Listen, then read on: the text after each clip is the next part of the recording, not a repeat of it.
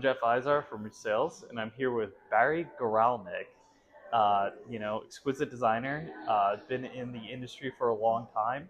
Barry, do you want to tell us a little about yourself? Yes.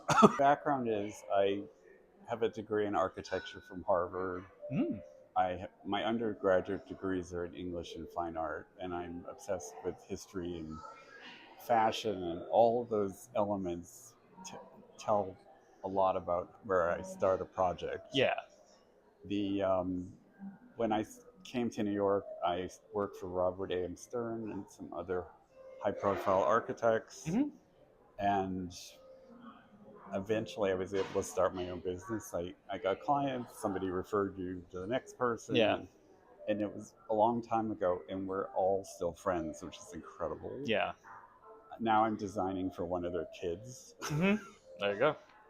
and I wanted to be an architect since I was a little boy. I just would build things. I grew up at the beach. I'd build Hmm. houses in the sand, and that's all I ever wanted to do. And then we broadened out from soup to nuts. So we do the architecture, the interior design, and then initially I couldn't find things I wanted as far as furniture and lighting, and I started designing it, and it blossomed into basically a second business. Wow. Barry, how would you define your design philosophy?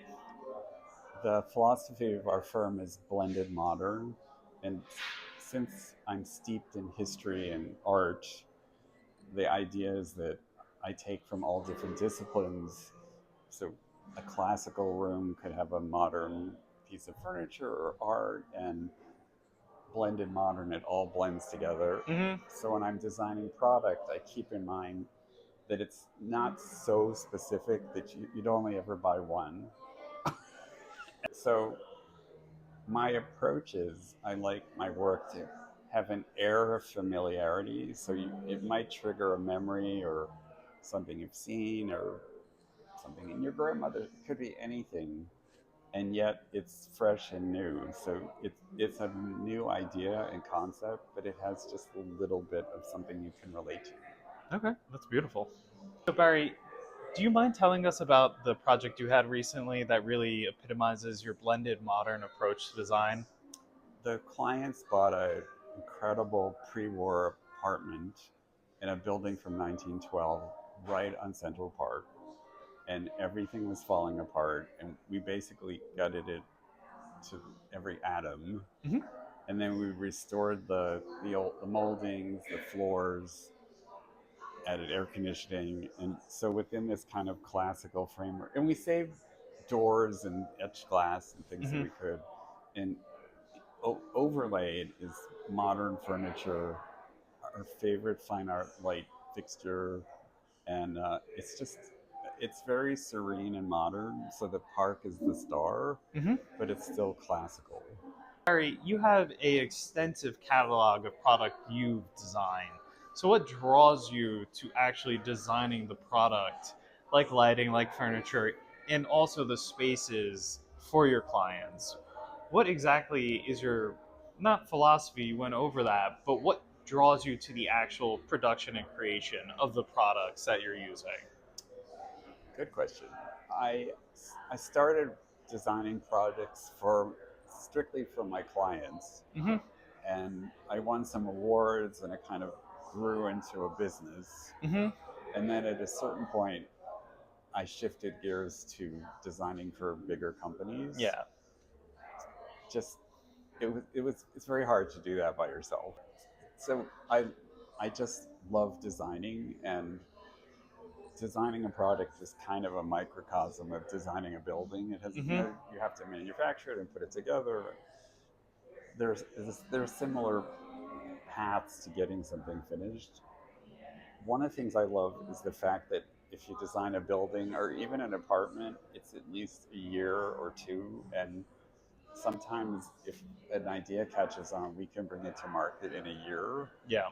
and it's so rewarding to like hold your thing in your hand or sit on it, or and that soup to nuts approach to starting with the architecture, we Yeah. literally are soup to nuts because we design furniture, lighting, plumbing fixtures, and tableware and next cutlery. So we took that literally, and I find inspiration for designs absolutely everywhere. New York is full of you walking down the street, in a store, a building detail. Mm-hmm. Um, Jewelry's been a big influence on my Mm-hmm. lighting fixtures, fashion, Yeah. detailing. There's so much inspiration, and I just love doing it. Awesome. So Barry, is there something that product design teaches you versus, architectural design or vice versa? One aspect of it is if in design you have a client, you're in your own little bubble, and maybe their friends will see it or Mm-hmm. it gets published, and it's very insular. And with product design, I love collaborating with all these different people. Every category is a learning experience. Like Yeah. I didn't know, I knew what plumbing should look like, but the intricacies of how you put a faucet together or a light fixture. So I love that. That's the architect part of me. I love the process and the engineering. And the most rewarding thing to me is if I see something on social media, some like a designer I respect, and they've used a piece of mine. It's just the icing on the cake. Mm-hmm. It's just so exciting, and there's nothing quite like that. Awesome. Your work has been featured across major design and media outlets. How has the conversation changed with your clients, collaborators, and the industry at large? I think it's changed in different ways. When I was young and starting my own business, people would come in with a magazine and say, "Can you do this?" by some famous designer, because they just assumed it was too expensive. And Mm-hmm. now they come to me; they don't bring a magazine. There you go. And as far as in this kind of increasing volume of product categories, Mm-hmm. gives me so much um, veracity. So now when I come in and show my portfolio, like here at Market, Mm-hmm. people will meet me and respond, and good things happen. So Okay. That's awesome. So, Barry, for someone experiencing your work for the first time, what do you hope is their biggest takeaway from it? it would be hard for me to say one thing, but one aspect is what I mentioned before. This feeling of familiarity and comfort, and we Mm-hmm. like even if something is maximalist, it has a feeling of warmth or serenity, and there's a certain approach I take in a certain sense of proportion. Mm-hmm. Like it, I don't like little skinny. I like to make a statement, and Yeah. I always say it's like a woman wearing a tiny little necklace. It Mm-hmm. doesn't show anything. Yeah. Like you just need to balance and scale and proportion, and that is a through line through all my work. All right. Great. Barry, you in your work really love to use a nice statement piece. Can you go through the process of selecting a statement piece and how it really lends itself to your projects at large?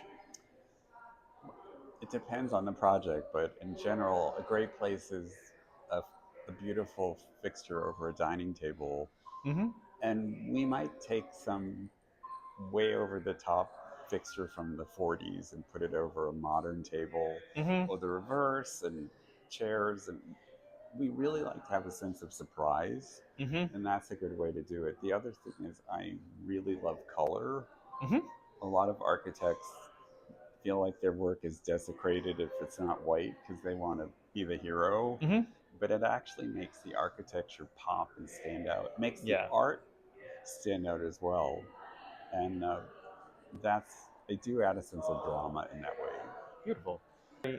So, great conversation thus far. I'm really wondering, you've been in the industry for so long, what would be some advice that you would give to someone just coming out of an architectural school or a design school? What would be something you wish you could impart to them? I'm not sure they want to hear this, but I've done critiques for architecture students, Mm-hmm. and at a young age, people think they know absolutely everything, Mm-hmm. and you really need to listen to your teachers Mm-hmm. and learn from them. And you can kind of, once you learn the rules, you can break them. Yeah. But chances are you need to listen. Yeah. What are some unsaid rules you think that people just starting out kind of break a little too often, or they're not adhering to enough? Well, it's it's pretty much in every art. I Mm-hmm. would say that you really have to get the rudimentary things down Mm-hmm. and then play with them. You also have to work your butt off. Like you can't. It's not a 9 to 5 job, Yeah. and a lot of people don't understand that. Yeah. And if you like, I have a small firm. You literally have to do everything, Mm-hmm. like everything, Yeah. like build models, go shopping, or keep the clients happy, or whatever. So you've really got to be prepared for a lot. Yeah. What would you tell your younger self maybe about your career? So Barry, you know, what would you think you would tell your younger self just starting out fresh on the streets of New York? I honestly think that networking and building relationships is the most important thing. Yeah. So when I came to New York, a whole bunch of my class and friends came. We all sort of we said this person's hiring and you should do this, or opportunities. Sometimes it was like free drink somewhere, Mm-hmm. but those relationships you'll have for your whole career, and you never know where that's going to take you, and you should always be aware of that. Like, don't discount those things. Yeah. Awesome. Yeah. Well, Barry, thank you for your time. That's been really insightful. I think there's going to be a whole bunch of people that watch this and are able to, get a whole bunch of wisdom from your career. Thank So, you. thank you again for meeting with You're us. welcome. And there's more next time. Exactly.